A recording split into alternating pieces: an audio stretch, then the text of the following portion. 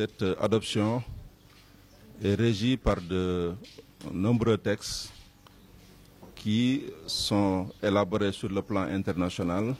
mais également des textes qui sont prévus par les législations, notamment la législation nationale sénégalaise. Et cette adoption implique également donc, différents acteurs qui relèvent donc, de ministères différents, ou en tout cas qui interpellent des associations ou des autorités qui doivent nécessairement harmoniser donc, leurs pratiques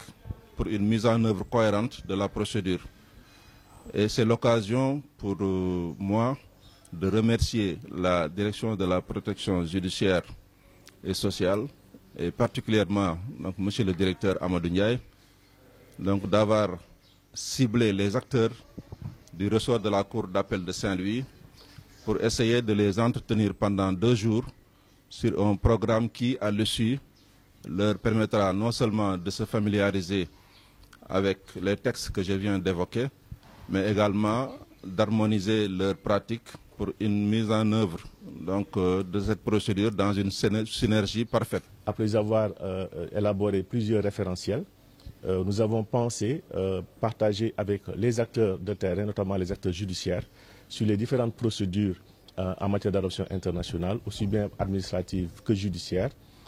avec les magistrats, avec les greffiers, avec les directeurs des œuvres d'adoption, notamment les pouponnières et les orphelinats, avec l'ensemble des acteurs pour convenir ensemble d'orientations communes et d'outils professionnels et référentiels communs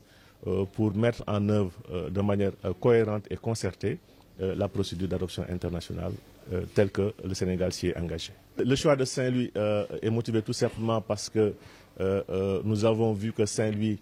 couvre une vaste zone qui couvre le ressort de la Cour d'appel, à savoir Saint-Louis, Louga et Matam.